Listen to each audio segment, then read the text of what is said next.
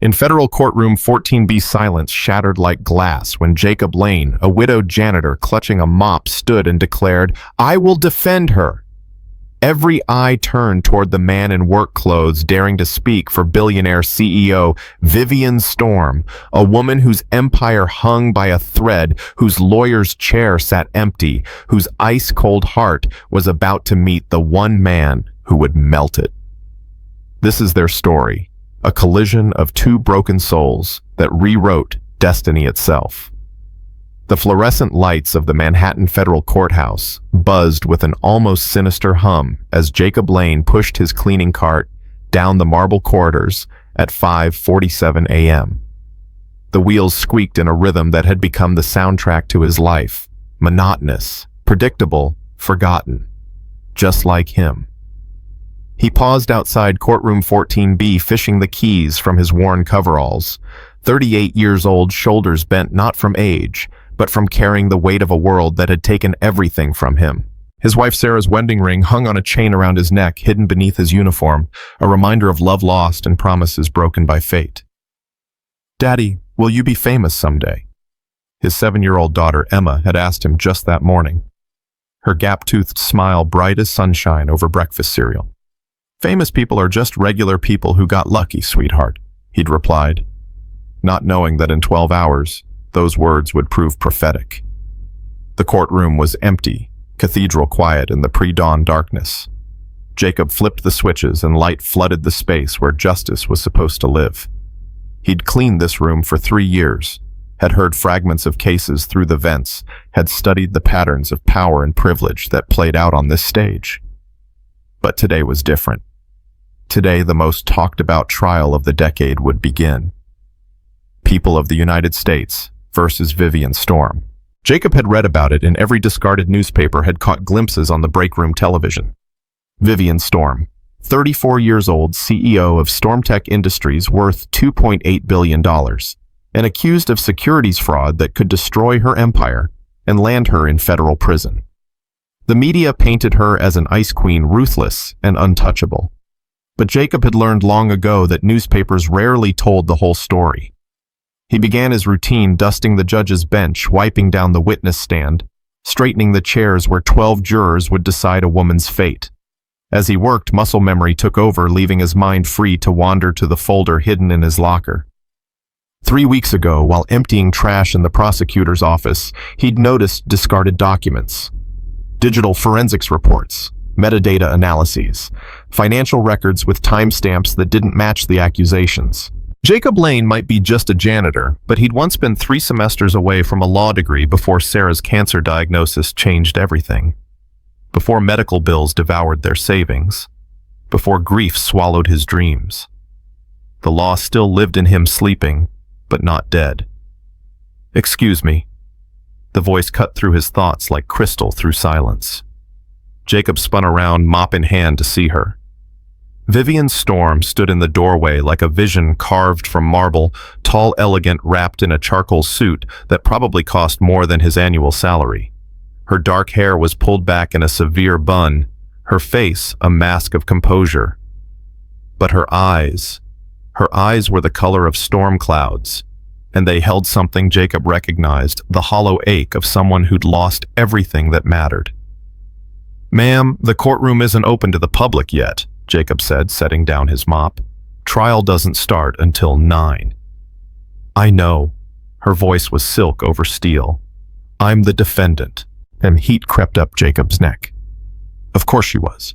He'd seen her picture in the papers, but photographs hadn't captured the intensity of her presence, the way she seemed to command space, simply by existing in it. "I couldn't sleep," she continued, stepping into the room with the fluid grace of someone accustomed to boardrooms and board meetings. I don't know what I thought." Jacob watched her survey the space, this arena where her future would be decided. Her fingers drummed against her thigh, the only tell that beneath the perfect facade lived a woman made of flesh and fear. "Big day," he offered quietly. She laughed, but the sound held no humor. "That's one way to put it." She moved to the defendant's table, ran her manicured fingers along the polished wood. 20 years I've built this company, 20 years of 18-hour days of sacrificing everything for something greater than myself. And now you're here. Now I'm here. She turned to face him, really seeing him for the first time. What's your name? Jacob Lane. Jacob. She tested the name like wine on her tongue. Do you know why I'm here, Jacob? He leaned against his cart, studying her face. Behind the armor of her suit and success, he glimpsed something vulnerable, a crack in the ice that let him see the woman beneath. According to the prosecution, you manipulated financial reports to inflate stock prices, costing investors millions, he said carefully. Her eyes widened slightly. You've been following the case. Hard not to. It's all over the news. And what do you think? Am I guilty? The question hung in the air between them like a challenge. Jacob looked at this woman, this powerful, brilliant, broken woman, and saw something the media missed. Maybe it was the way her hands trembled just slightly when she thought he wasn't looking. Maybe it was the exhaustion carved into the lines around her eyes. Or maybe it was the recognition of one lonely soul seeing another. I think, he said slowly, that the truth isn't always what it seems. Something flickered across her face. Surprise, perhaps. Or hope. My lawyer quit yesterday, she said suddenly. 3 days before trial. Said the case was unwinnable, that I should take the plea deal. She laughed bitterly. 15 years in federal prison for crimes I didn't commit. Jacob's hands stilled on the mop handle. Why didn't you? Because I'm not guilty. The words came out fierce, desperate. And because someone has to stand up for the truth, even if I have to do it alone. The morning light was beginning to filter through the high windows, now painting golden squares on the floor between them. In a few hours, this room would be packed with reporters, lawyers, spectators, hungry for blood. But right now it was just the two of them, a janitor and a CEO, two people the world had written off in different ways. You won't be alone, Jacob heard himself say. Vivian's head snapped up. What? The words had surprised him too, but something in her voice, something in the way she stood there facing the destruction of everything she'd built with quiet dignity, stirred something in him that had been dormant for too long. Nothing. I just meant, you'll have people supporting you. But even as he said it, they both knew it wasn't true. The media had already convicted her. Her own board had distanced themselves. Her lawyer had abandoned her. She was walking into battle alone. Vivian stepped closer, close enough that he could smell her perfume, something expensive and subtle that spoke of boardrooms and power lunches. But beneath it he caught something else, the faint scent of fear. Jacob, she said softly, can I ask you something? He nodded. Do you believe in justice? Real justice. It was such an unexpected question from a woman who lived in penthouses and commanded billions. But looking into her eyes, he saw the same doubt that had haunted him since Sarah's death. The question of whether the universe operated on any principle of fairness at all. I want to, he said honestly. I used to study law before life got in the way. I believed then that the truth mattered, that the system worked. And now I clean up after the system every night. I see what gets thrown away, what gets forgotten. I see how justice looks different depending on where you're standing. Vivian nodded slowly. I've spent 20 years believing that if you worked hard enough, if you were smart enough, if you built something meaningful, the world would recognize it, protect it. She gestured to the empty courtroom. I was wrong. Footsteps echoed in the corridor outside, the sound of the courthouse coming alive. Soon the machinery of justice would grind into motion, and Vivian Storm would take her place at the defendant's table alone. I should go, she said, but she didn't move. Ms. Storm, Jacob called as she finally headed for the door. She turned back. For what it's worth, he said, I hope you're right, about the truth mattering. Something shifted in her expression, a softening around the eyes that transformed her face completely. Thank you, Jacob. That means more than you know. She left, then her heels clicking against the marble floor like a countdown timer. Jacob stood alone in the courtroom, surrounded by the smell of cleaning solution and the weight of impending drama. He finished his work in silence, his mind churning with thoughts he couldn't quite name. At 8:45 a.m., Jacob found himself back in the courthouse, but not in his coveralls. He'd gone home showered and put on his one good suit, the black one he'd worn to Sarah's funeral. It didn't fit quite right anymore, but it would have to do. He'd left Emma with Mrs. Rodriguez next door, claiming he had an errand to run. But the truth was more complicated. Something about his conversation with Vivian Storm had awakened something in him, some sleeping part of his soul that remembered what it felt like to care about justice, about truth, about standing up for what was right. The courtroom was packed now, a circus of reporters and spectators drawn by the scent of blood in the water. Jacob slipped into the back row, just another face in the crowd. But his eyes were fixed on the defendant's table where Vivian sat alone, her composure absolute but fragile. Judge Harrison Blackwood took the bench, a silver-haired man with the bearing of someone who'd seen every species of human drama. Ladies and gentlemen, we are here today for the matter of People of the United States versus Vivian Storm. Ms. Storm, where is your legal representation? Vivian rose gracefully. Your Honor, I'll be representing myself. A murmur rippled through the courtroom. Representing herself in a federal fraud case. It was legal suicide. Ms. Storm, Judge Blackwood said, his voice carrying decades of judicial experience. I must strongly advise against proceeding without counsel. The charges against you are serious securities, fraud, market manipulation, conspiracy. You're facing up to 20 years in federal prison. I understand, Your Honor, but I also understand my innocence. Very well. Prosecution, you may proceed with your opening statement. 8A. Margaret Chen rose from the prosecutor's table like a predator sensing weakness. She was sharp, ambitious, and this case was her ticket to the Attorney General's office. Ladies and gentlemen of the jury, Chen began, her voice cutting through the courtroom like a blade. Greed has a face, and you're looking at it. Vivian Storm built her fortune on lies, manipulation, and the stolen dreams of ordinary investors. For 3 years, she systematically falsified financial reports, inflated revenue projections, and painted a picture of success that was nothing more than an elaborate house of cards. Jacob watched Vivian's face as Chen painted her as a villain, a predator in designer clothing who'd built her empire on the backs of hardworking Americans. Her expression never changed, but he could see the tension in her shoulders, the way her hands lay perfectly still on the table, too still. The evidence will show, Chen continued, that Ms. Storm authorized the creation of false invoices, the manipulation of digital timestamps, and the systematic concealment of StormTech's true financial condition.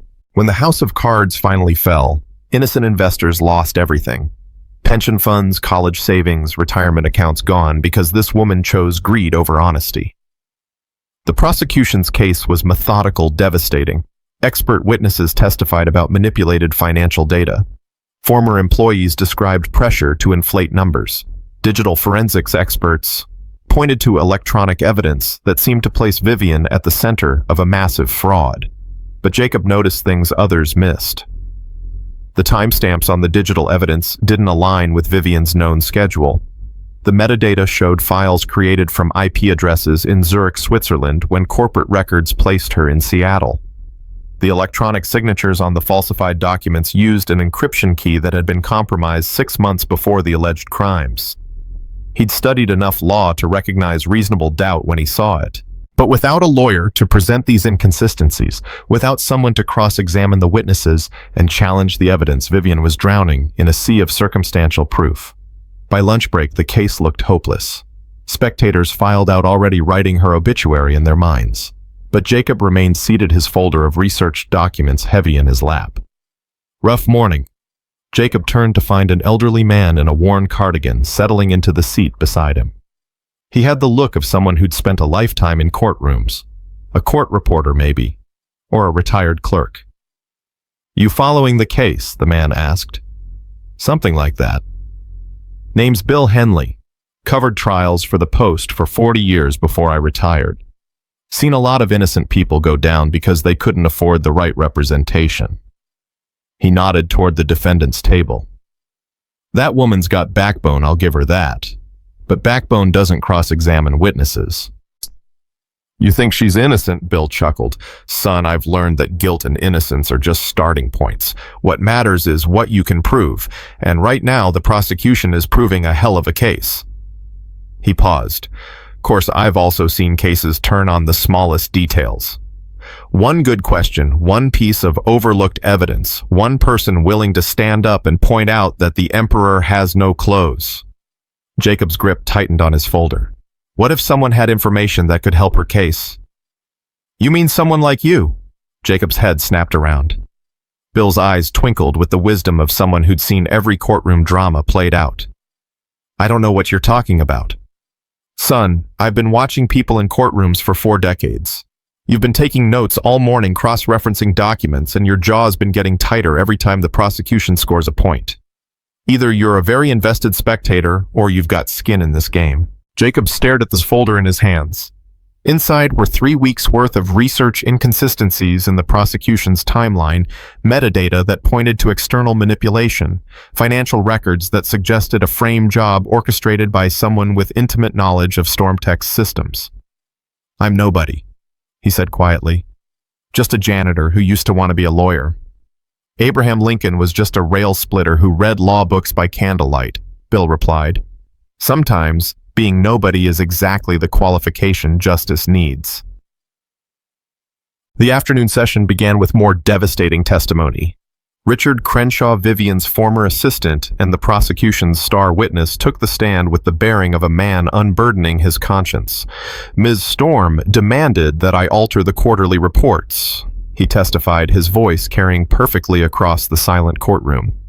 She said the real numbers would kill investor confidence, and that we needed to massage the data to maintain market stability. And did you comply with these demands? Ada Chen asked. I did. To my shame, I did. Jacob watched Vivian's face as her former trusted aide painted her as the architect of her own destruction. Still, she maintained her composure, but there was something else in her expression now, a flicker of betrayal that cut deeper than any legal charge. Mr. Crenshaw, Chen continued, can you identify the defendant's signature on these falsified documents? Yes, that's Vivian's signature on all of them. But Jacob had studied those documents. The signatures were technically correct, but they'd been applied using Vivian's digital certificate, a certificate that had been compromised in a security breach 6 months earlier. He'd found the breach report buried in a stack of discarded IT memos. As Crenshaw's testimony continued painting Vivian as a calculating manipulator, Jacob felt something building inside him, a pressure that had been mounting all morning. It was the feeling he'd had in law school when a professor presented a case with obvious holes, when justice was being perverted by incomplete information. Your Honor, Vivian said, when given the chance to cross-examine, I have no questions for this witness. The courtroom murmured in surprise. She was giving up, refusing to fight back against testimony that was destroying her. But Jacob could see what others missed: the exhaustion in her shoulders, the resignation in her voice. She was a brilliant CEO, but she wasn't a trial lawyer. She didn't know how to dissect testimony, how to reveal the inconsistencies that Jacob could see from the gallery. Judge Blackwood called a brief recess. As the courtroom emptied, Jacob found himself moving toward the defendant's table, where Vivian sat alone, staring at her hands. Ms. Storm. She looked up, and he was struck again by the storm cloud color of her eyes, but now they held something new: defeat. Jacob, the janitor who believes in justice. Her voice was soft, hollow. Come to watch the execution. Come to ask why you're giving up. Her laugh was bitter. Because I'm not a lawyer. Because I don't know how to fight this kind of fight. Because maybe Chen is right. Maybe I am guilty of being naive enough to trust the wrong people. Jacob glanced around the nearly empty courtroom, then slid into the chair beside her. Richard Crenshaw's testimony had holes in it. What? The digital signatures he claims are yours. They were applied using a certificate that was compromised last year. The timestamps on the documents don't match your travel schedule. The IP addresses traced to servers in Switzerland, not Seattle. Vivian stared at him. How do you know all this? Jacob opened his folder, spread the documents across the table. Financial records, IT reports, travel manifest, digital forensics data, 3 weeks worth of investigation done in the margins of his real job. Because I've been studying this case. Because I see things other people throw away. He met her eyes. Because sometimes the janitor is the only one who notices that the emperor has no clothes. For a long moment, Vivian said nothing. She studied the documents, her brilliant mind processing the implications. When she looked up again, her eyes held something Jacob hadn't seen before: hope. Why? She whispered. Why would you do this for me? It was a question Jacob had been asking himself all morning. Why did he care about the fate of a woman who lived in a different world from his? Why had he spent his free time researching her case instead of helping Emma with homework or catching up on sleep? Because 20 years ago, my wife got sick, he said quietly. Cancer. I dropped out of law school to take care of her, to work to pay the medical bills that insurance wouldn't cover. I watched a system that was supposed to protect us fail at every level. And when she died, I thought justice was just another word for whatever the powerful could afford. Vivian's eyes softened. But watching you this morning, Jacob continued. Seeing you stand up here alone, refusing to admit to crimes you didn't commit, even when it would be easier. It reminded me why I wanted to study law in the first place. Because sometimes someone has to stand up for the truth even when everyone else has given up. Did Jacob? The recess is ending, he said, gathering the documents. You need to use this information. Cross-examine Crenshaw. Show the jury that the evidence doesn't add up. I don't know how. Then let me help. The words hung in the air between them like a bridge across an impossible chasm. A janitor offering to help defend a billionaire CEO. It was absurd, legally questionable, and completely impossible. You can't, Vivian said. You're not my lawyer. No, Jacob said, standing as people began filing back into the courtroom. But I am someone who believes that the truth matters more than protocol. Judge Blackwood retook the bench. Ms. Storm, do you wish to call any witnesses? Vivian stood, her hand resting on Jacob's folder of evidence. For a moment she hesitated, caught between the safe path of defeat and the dangerous road of hope. Your Honor, she said, her voice growing stronger with each word, I would like to recall Richard Crenshaw for cross-examination. A murmur rippled through the courtroom. Ada Chen looked surprised and concerned. Very well, Mr. Crenshaw, please retake the stand. As Crenshaw settled into the witness chair, clearly irritated at being recalled, Vivian approached with Jacob's documents in her hand.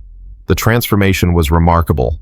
The resigned woman of moments before had become the sharp-focused CEO who'd built a billion-dollar company.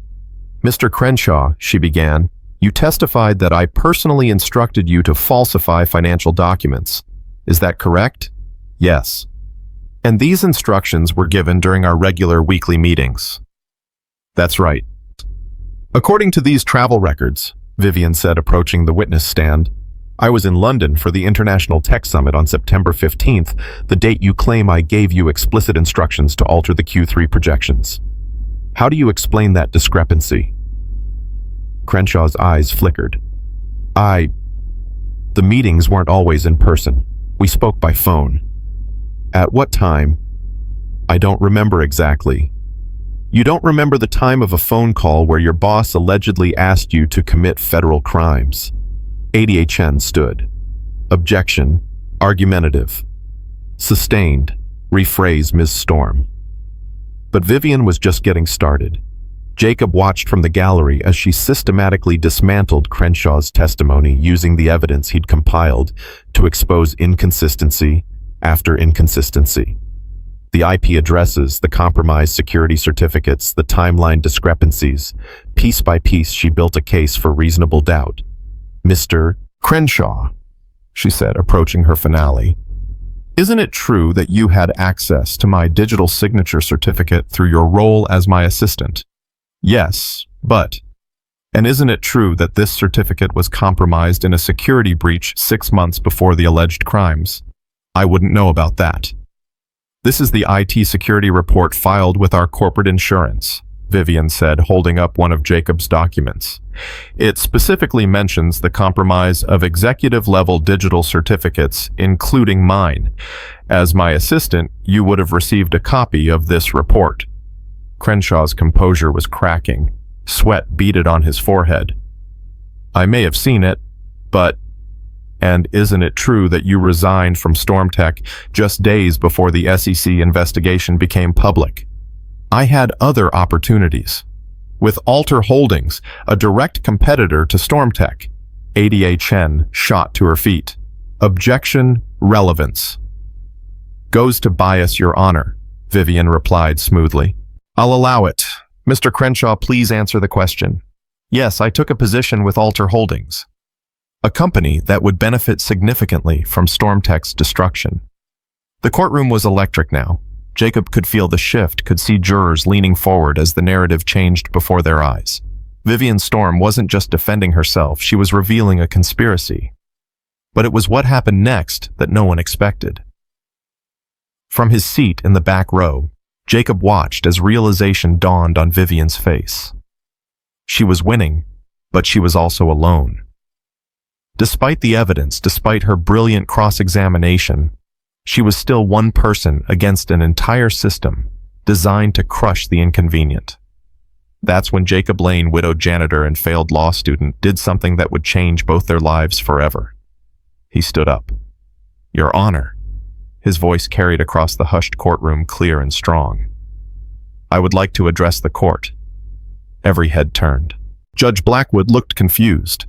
Ada Chen looked annoyed. And Vivian Storm looked at the man who'd already given her hope and was now offering something more.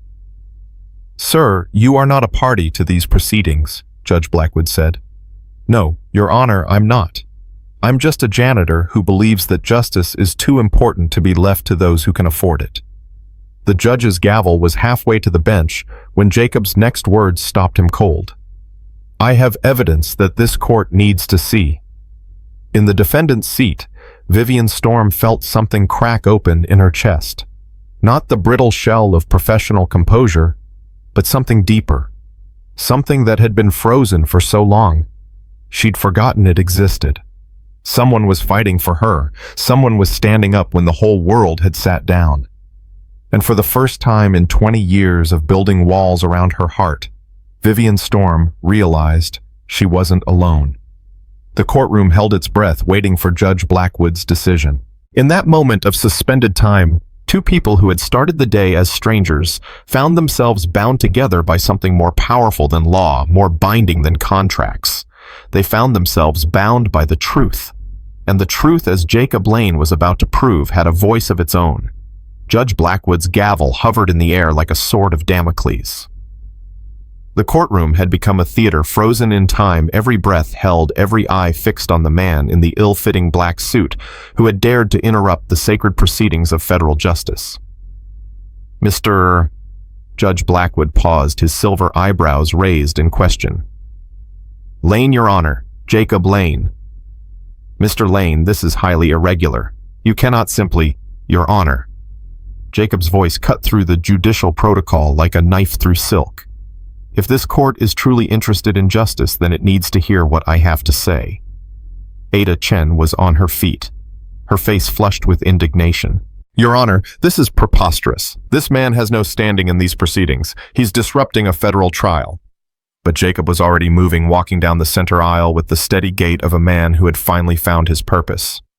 The folder of evidence was clutched in his hands like a sacred text, and his eyes never left Vivian's face. She was staring at him with something between wonder and terror, as if witnessing a miracle that might destroy them both. I am prepared to hold you in contempt, Mr. Lane, Judge Blackwood warned, but his voice carried more curiosity than threat. In 30 years on the bench, he'd seen every variety of courtroom drama, but this was something new. Then hold me in contempt, Your Honor. Jacob replied, reaching the bar that separated the gallery from the well of the court. But first, let me tell you about Richard Crenshaw's offshore bank accounts. The courtroom erupted. Spectators leaned forward. Reporters scribbled frantically. And in the prosecutor's section, Ada Chen's face went pale. Judge Blackwood's gavel came down like thunder. Order, order in this court. When silence returned, he fixed Jacob with a stare that had intimidated seasoned attorneys. Mr. Lane, you have exactly 60 seconds to convince me not to have you arrested. Jacob stepped through the gate, entering the sacred space where only licensed attorneys were permitted to tread. But he moved with the confidence of a man who had nothing left to lose and everything to fight for. Your Honor, 3 weeks ago, while performing my duties as a janitor in this courthouse, I discovered documents that had been improperly discarded. Documents that reveal a conspiracy to frame Vivian Storm for crimes committed by others. He opened his folder, his hands steady despite the magnitude of what he was about to unleash. Richard Crenshaw, the prosecution's star witness, received payments totaling $3 million from Alter Holdings in the 6 months leading up to his resignation from Stormtech. These payments were disguised as consulting fees, but the timing coincides exactly with the period when the alleged fraud took place. Vivian's sharp intake of breath was audible in the silence. Even she hadn't known about the money trail. Furthermore, Jacob continued, his voice growing stronger. The digital forensics evidence presented by the prosecution shows that the falsified documents were created from IP addresses registered to servers in Zurich, Switzerland. But corporate travel records show that Ms. Storm was never in Switzerland during the relevant time periods. However, Alter Holdings maintains a significant server farm in Zurich, and Mr. Crenshaw had access to these servers through his new position. Judge Blackwood leaned forward, his interest clearly piqued. And you discovered this information, how Mr. Lane? By doing what I do every night, Your Honor. I clean up what people throw away. And sometimes what people throw away is the truth. Ada Chen found her voice.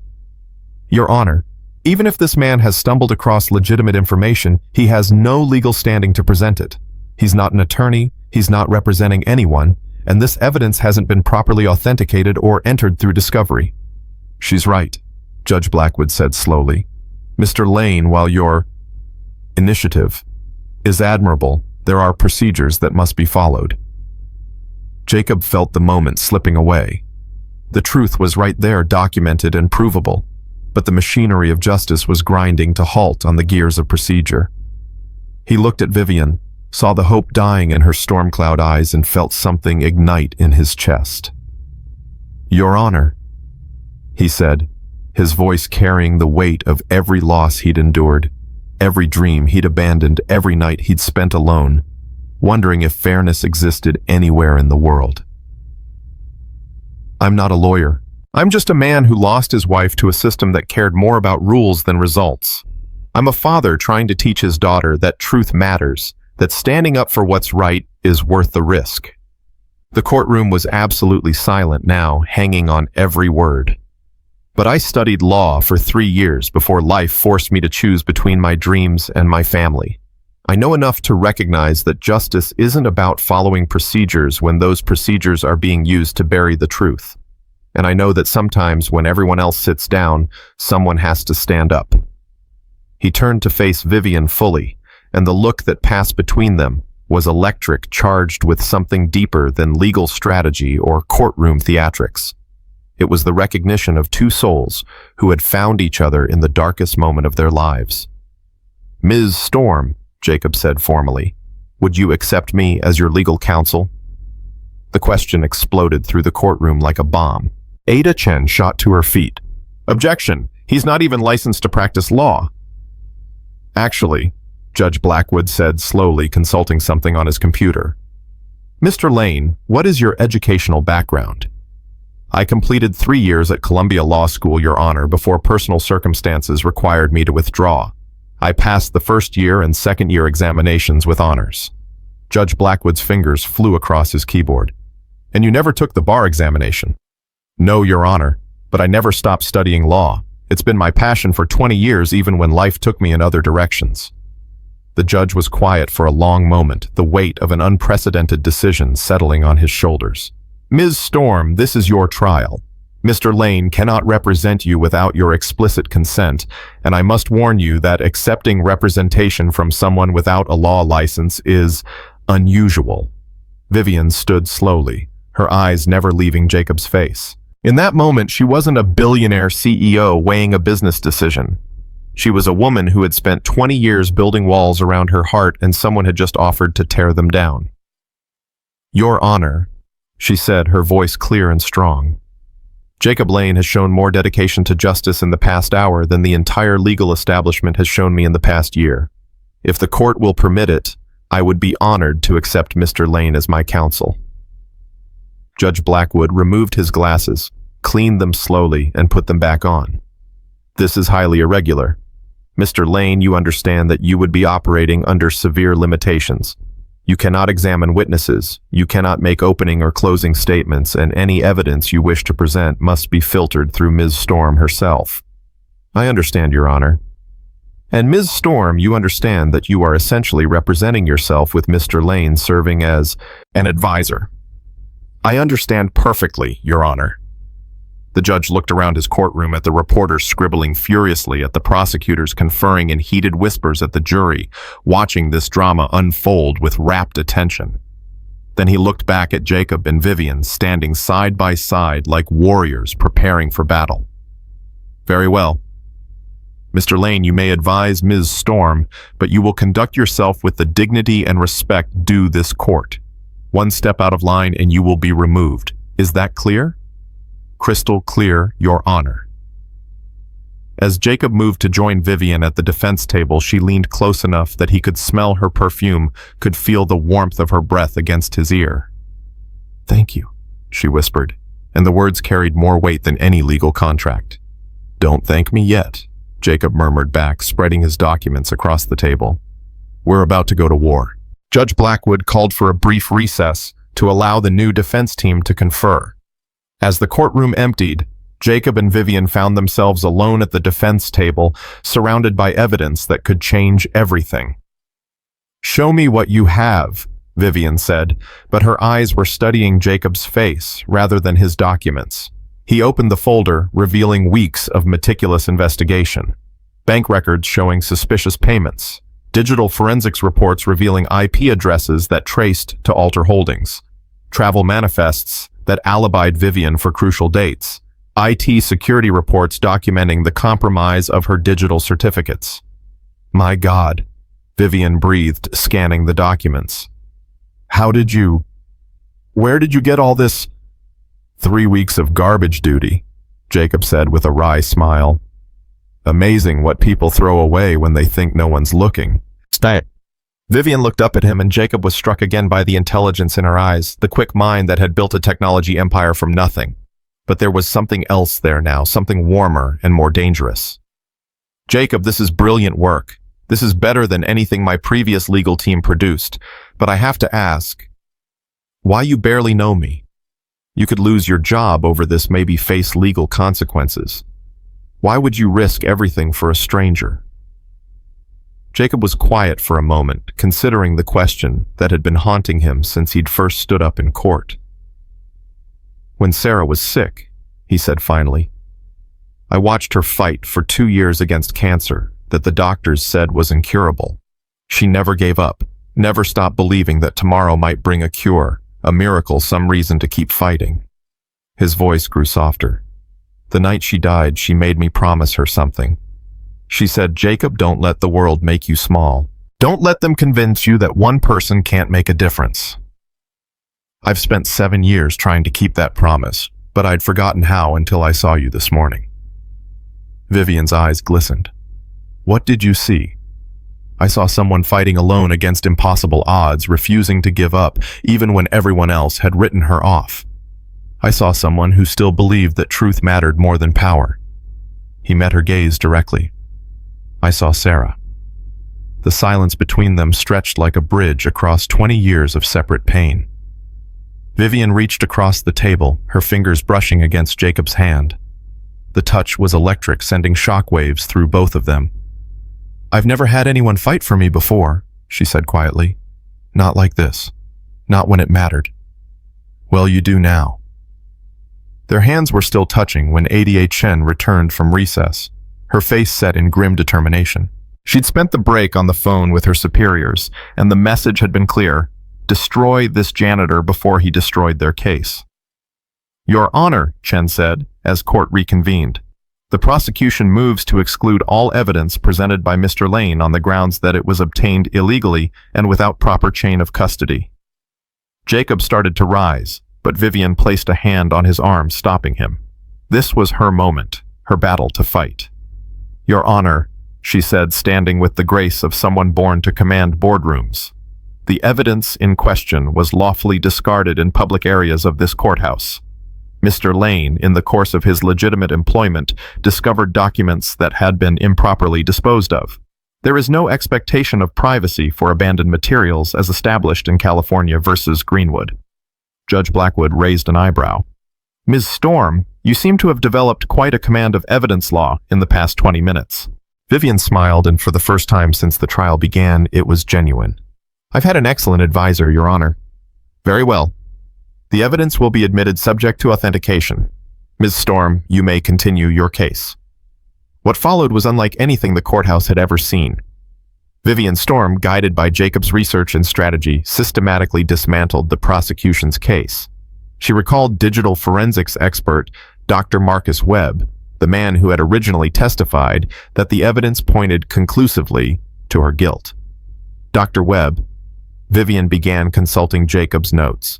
You testified that the metadata on the falsified documents originated from Ms. Storm's personal computer. Is that correct? Yes. But you also testified that this metadata showed the documents were created using an IP address registered to servers in Zurich, Switzerland. How do you reconcile these seemingly contradictory pieces of evidence? Dr. Webb shifted uncomfortably. Well, it's possible that Ms. Storm was using a VPN or proxy server to mask her actual location. Possible, but you found no evidence of VPN software on my personal devices, did you? No, but.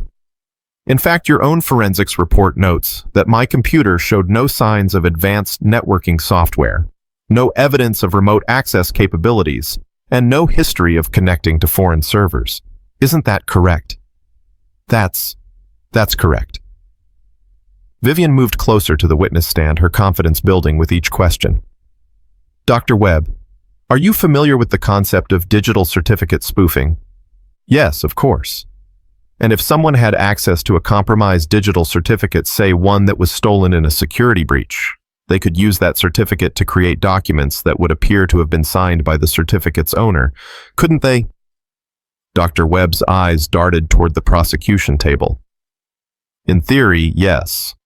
This is the IT security report filed by Stormtech Industries 6 months before the alleged crimes, Vivian said, holding up one of Jacob's documents. It specifically documents the compromise of executive-level digital certificates, including mine. You were provided with a copy of this report during your investigation, weren't you? The silence stretched like a taut wire. Dr. Webb looked at Ada Chen, then back at Vivian. I may have seen it, but you chose not to include this crucial information in your testimony, didn't you? You chose not to tell this jury that there was a documented security breach that could explain how someone else might have used my digital signature to create these documents. Objection, Chen shot to her feet. Argumentative. I'll rephrase, Vivian said smoothly. Dr. Webb, does the existence of this security breach create reasonable doubt about the origin of the digital signatures on these documents? Dr. Webb looked like a man being led to the gallows. It's possible.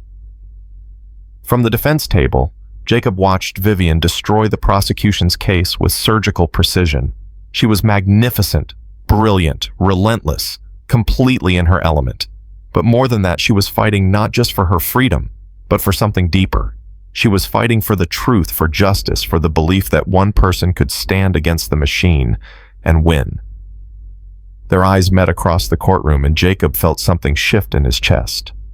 This wasn't just about legal strategy anymore. This wasn't just about evidence and reasonable doubt. Something was happening between them, something that had nothing to do with courtrooms, and everything to do with two people who had found each other at the exact moment when they needed saving. The afternoon wore on as Vivian methodically destroyed witness after witness.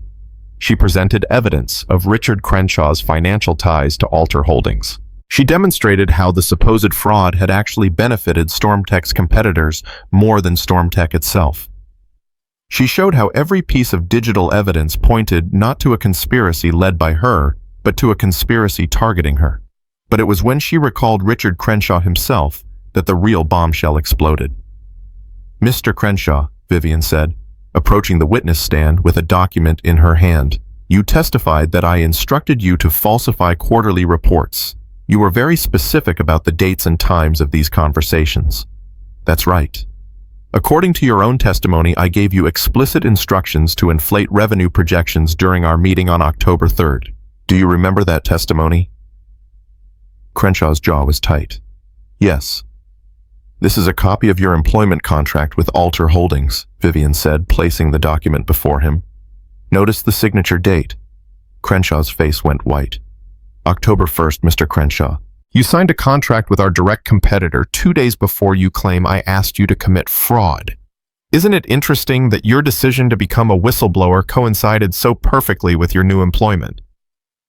That doesn't mean anything. Doesn't it? This contract guarantees you a bonus of $5 million contingent on what it calls successful transition of market position. What do you suppose that means? Ada Chen was on her feet, but Judge Blackwood waved her down. The courtroom was electric, with tensioned spectators leaning forward to catch every word. "Mr. Crenshaw," Vivian continued, her voice carrying the steel that had built an empire. "Isn't it true that Alter Holdings hired you specifically to sabotage StormTech from within? No. Isn't it true that you used your access to my digital certificates to create fraudulent documents that would implicate me in securities fraud? That's a lie. And isn't it true that when the SEC investigation began, you saw an opportunity to destroy your former employer while positioning yourself as a heroic whistleblower?" Crenshaw's composure finally shattered. "You don't understand. You were going to destroy everything. Your reckless expansion, your crazy projects, your refusal to listen to the board. You were going to run the company into the ground." The courtroom exploded. Judge Blackwood's gavel came down like machine gun fire, but the damage was done. Richard Crenshaw had just confessed to conspiracy to fraud, to everything the prosecution had accused Vivian of doing. In the chaos that followed, Jacob caught Vivian's eye and saw something that made his heart race. She was looking at him not as her advisor or her legal counsel, but as a woman looks at a man who has just changed her life forever. The truth was out. The conspiracy was exposed. But as Jacob Lane watched Vivian Storm stand triumphant in the wreckage of her enemy's lies, he realized that the real trial was just beginning. Because somewhere between the evidence and the objections, between the legal strategy and the courtroom drama, two broken people had found something neither of them had been looking for. They had found each other. And in a world where justice was rare and love was rarer still, that might just be the most dangerous discovery of all.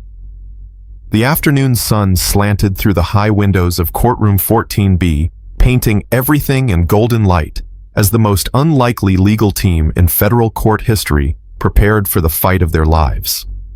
But the battle for Vivian Storm's freedom was about to become something much more personal, much more dangerous, and much more beautiful than either Jacob Lane or the woman he was fighting for could have imagined. The silence that followed Crenshaw's outburst was deafening, broken only by the frantic scratching of reporters' pens and the soft whir of courtroom cameras capturing what would become the most talked-about confession in federal court history.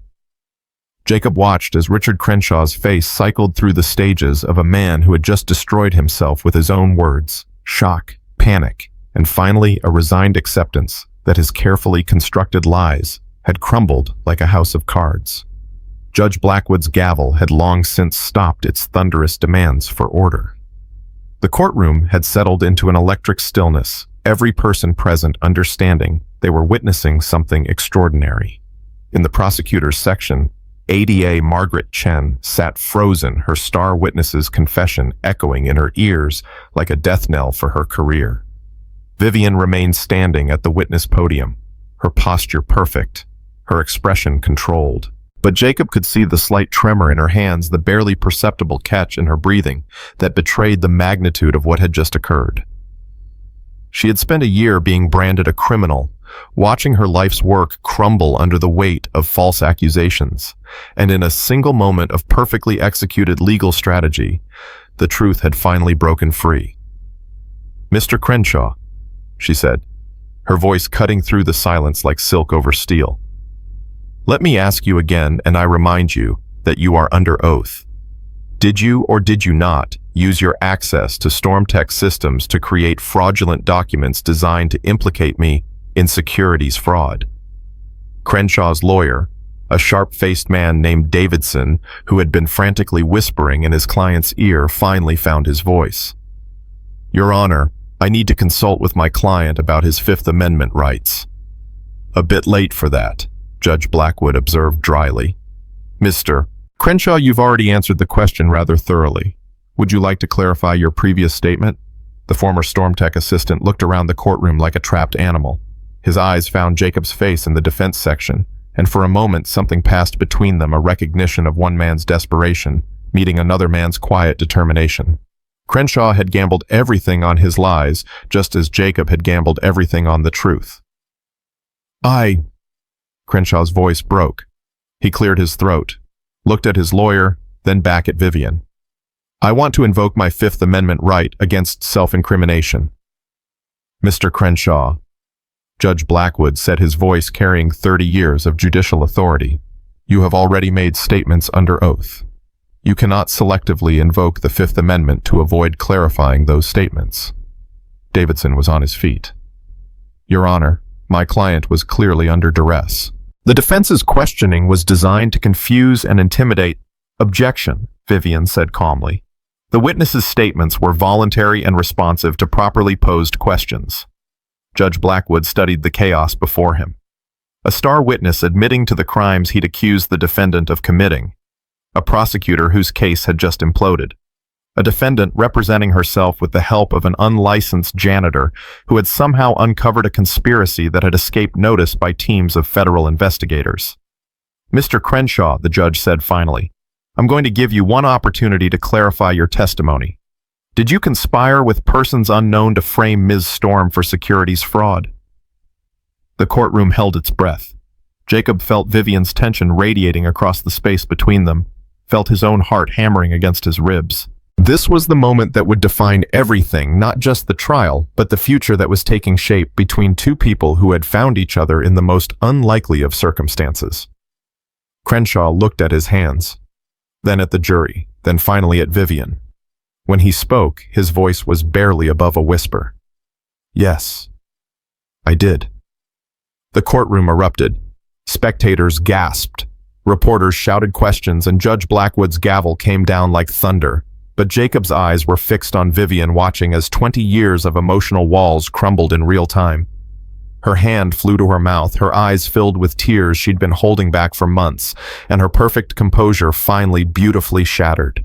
She turned toward Jacob, and the look that passed between them transcended every professional boundary, every social convention, every rational reason why a billionaire CEO and a widowed janitor should remain strangers. It was the look of two people who had just won the most important battle of their lives together. "Your Honor," ADA Chen said, rising on unsteady legs, "the prosecution requests an immediate recess to reassess our position in light of this development." "I imagine you do," Judge Blackwood said, his tone suggesting he was less than sympathetic to the prosecution's predicament. "Court is adjourned until tomorrow morning at 9 a.m. Mr. Crenshaw, you will remain available for further questioning, and I suggest you consult very carefully with your attorney about your legal position." As the courtroom emptied in a chaos of excited voices and hurried footsteps, Jacob and Vivian found themselves alone at the defense table, surrounded by the scattered documents that had brought down a conspiracy. The late afternoon sun streamed through the windows, painting them both in warm gold. "We did it." Vivian whispered the words barely audible. "You did it," Jacob corrected. "That cross-examination was brilliant. I've never seen anything like it." She laughed, but the sound was fragile, threaded with exhaustion and disbelief. "Jacob, none of this would have happened without you. The evidence, the strategy, the courage to stand up when everyone else sat down. She trailed off, looking at him with something deeper than gratitude. You saved me. We saved each other. The words hung in the air between them, loaded with meaning that had nothing to do with legal victories and everything to do with the electric current that had been building between them since their first encounter in the empty courtroom that morning. Jacob was acutely aware of how close they were sitting, how the stress and triumph of the day had stripped away all pretense, leaving them exposed to each other in ways that had nothing to do with law and everything to do with the human heart. Vivian, he said softly, testing the sound of her name without titles or formalities. Jacob. Her voice was barely a breath, and when she looked at him, her storm cloud eyes held vulnerability he'd never seen before. This wasn't the Ice Queen the media had portrayed or the corporate titan who commanded billions. This was simply a woman who had been alone for too long, looking at a man who understood loneliness from the inside out. The moment stretched between them like a bridge over an abyss, charged with possibility and weighted with consequence. Jacob was about to speak when the courtroom doors burst open and a flood of reporters poured in, cameras flashing, voices shouting questions. Ms. Storm, what's your reaction to Crenshaw's confession? Is it true you're being represented by a janitor? Will you be seeking damages against Alter Holdings? Vivian's mask slammed back into place with practiced efficiency. She stood smoothing her skirt, her expression cooling to professional neutrality. But as she turned to face the media storm, her fingers brushed against Jacob's hand. A touch so brief it might have been accidental, but the electric jolt it sent through him suggested otherwise. I have no comment at this time, she said, her voice carrying across the chaos with commanding authority. Any statements regarding today's proceedings will come through proper channels. Jacob gathered his documents, watching as Vivian navigated the media scrum with the skill of someone who'd been doing it for 20 years. She was magnificent in her element, poised, controlled, untouchable. But he had seen behind the mask, now had glimpsed the vulnerable woman beneath the corporate armor, and he knew that something fundamental had shifted between them. As the reporters finally dispersed, leaving them alone again, Vivian's composure wavered. She sank back into her chair, suddenly looking every bit as exhausted as Jacob felt. God, I hate this part, she murmured, rubbing her temples. The circus, the speculation, the way they reduce everything to sound bites and scandal. It comes with the territory, doesn't it? Being successful, being in the public eye. She looked at him with something like surprise. You know, no one's ever asked me that before. Everyone just assumes I love the attention, that I thrive on being the center of everything. She was quiet for a moment. The truth is, I built Stormtech because I wanted to change the world. I wanted to create technology that would make people's lives better. The fame, the money, the corporate politics, that was never the point. What was the point? Vivian's eyes grew distant. When I was 7, my father lost his job at the steel mill. We had to move in with my grandmother, and I watched him apply for work every day for 2 years. He was brilliant, could fix anything, understand any system, but he didn't have the right education, the right connections. I swore that someday I'd build something that gave people like him a chance. Jacob felt something twist in his chest. Here was another layer of the woman the world thought they knew, not the ruthless CEO, but the little girl who'd watched her father's dreams die and decided to build new ones. Is that what Stormtech does? It's what it was supposed to do. Her voice carried a note of sadness. Somewhere along the way, it became about stock prices and market share and board meetings. I lost sight of why I started. Jacob reached across the table, covered her hand with his. The touch was bold, unprofessional, and absolutely necessary. Maybe this is your chance to remember. She looked down at their joined hands, and Jacob saw her breath catch. When she looked back up, her eyes held something that made his pulse race. Jacob, what's happening between us? It was the question he'd been avoiding all day. The elephant in the room that had been growing larger with every shared glance, every moment of understanding, every barrier that had fallen between them. I don't know, he said honestly, but I know that when I saw you this morning standing alone in that courtroom, something woke up in me that I thought had died with Sarah. And what was that? The belief that some people are worth fighting for. Vivian's eyes filled with tears. She didn't try to hide. Jacob, I can't. I don't know how to do this. I haven't let anyone close in 20 years. I don't know how to trust, how to be vulnerable, how to be anything other than what I've built myself into. Then don't be anything other than who you are right now, Jacob said softly. Don't be the CEO or the defendant or the Ice Queen. Just be Vivian. She laughed through her tears. I'm not sure I remember who that is. I think you do. I think she's the woman who refused to plead guilty to crimes she didn't commit. The woman who stood up in that courtroom and fought for the truth, even when everyone else had given up on her. The woman who sees something worth saving in a broken-down janitor with impossible dreams. You're not broken down, Vivian said fiercely. You're the most courageous man I've ever met. The words hung between them, loaded with possibility and fraught with complication. Jacob was intensely aware of everything that separated them. Money, social class, the vast gulf between their worlds. But he was also aware of everything that connected them. Loneliness, determination, the shared understanding of what it meant to lose everything that mattered and still find the strength to keep fighting. Vivian, he said carefully, when this trial is over, when the media storm dies down, when you go back to your world and I go back to mine, don't. She pulled her hand away and the loss of contact hit him like a physical blow. Don't plan the ending before we've even had a beginning. Before Jacob could respond, his phone buzzed. Emma's school. His heart clenched as he realized he'd been so consumed with the trial that he'd forgotten about his daughter's piano recital. I have to go, he said, standing quickly. My daughter. Understanding flickered in Vivian's eyes. Of course, go. Jacob gathered his things but paused at the gate separating them from the gallery. Vivian. Yes. This isn't over. The case, yes, probably, but this... He gestured between them. Whatever this is, it's not over. She met his gaze directly, and for a moment the mask slipped completely away. I hope not. Jacob left her there in the golden light of the courtroom, surrounded by the evidence of their shared victory, but somehow looking more alone than ever. As he hurried through the marble corridors toward the exit, his mind was already racing ahead to the conversations they needed to have, the barriers they needed to navigate the impossible logistics of building something real between two people from different worlds. But first he had to get to Emma's recital. He had to be the father his daughter deserved, the man Sarah would have wanted him to be. He had to remember that while Vivian Storm had awakened something in him that he'd thought was dead forever, he was still Jacob Lane, a widowed janitor, with responsibilities that transcended his own desires.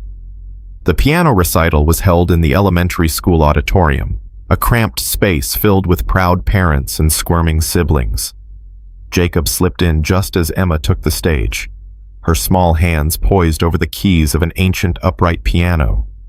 She was wearing the blue dress Sarah had bought her for Christmas, her hair in pigtails, her face serious with concentration.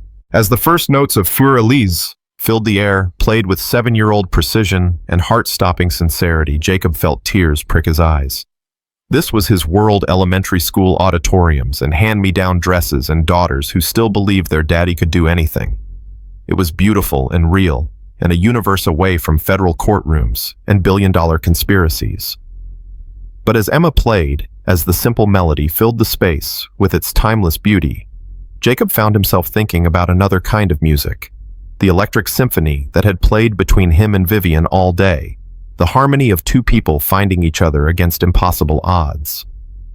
When Emma finished, the auditorium erupted in applause. She beamed from the stage, scanning the crowd until she found Jacob's face. Her smile was brighter than the sun, and when she waved, his heart swelled with the fierce love that had sustained him through the darkest years of his life. After the recital, Emma bounded up to him, practically vibrating with excitement. Daddy, did you hear me? Did I do good? You were perfect, sweetheart. Absolutely perfect. Mrs. Patterson says if I keep practicing, I might be able to play in the spring concert with the big kids. That sounds wonderful, Em.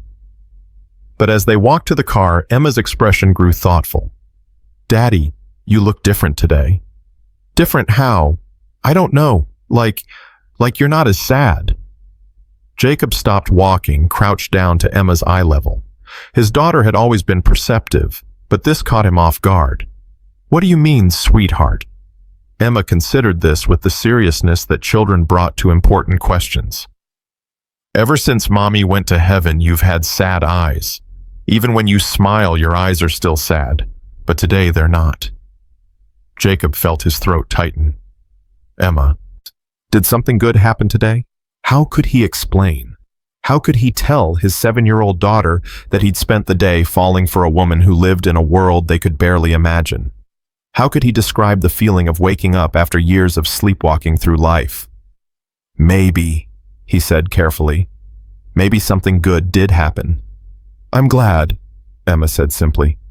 "I want you to have happy eyes again." That night, after Emma was asleep, Jacob sat at his kitchen table with a cup of coffee and tried to process the whirlwind of the day. The trial would likely end tomorrow with Crenshaw's confession and the prosecution's inevitable motion to dismiss.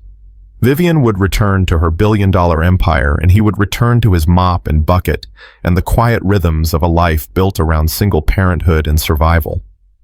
But something had changed, something fundamental and irreversible. For the first time since Sarah's death, he could imagine a future that held more than just the daily grind of getting by. He could imagine happiness, partnership, love, all the things he'd convinced himself were luxuries he couldn't afford. His phone buzzed. A text from an unknown number. "Thank you for today. For everything. V." Jacob stared at the message for a long moment, then typed back, "Thank you for trusting me." The response came quickly. "I never trust anyone." "I know. That scares me." "It scares me too." There was a long pause before the next message appeared. "Jacob, what happens now?" It was the question that had been haunting him all evening. What happened when tomorrow came and the trial ended, and they both returned to their separate worlds? What happened when the media attention died down and the adrenaline faded, and they were left with the cold reality of everything that separated them?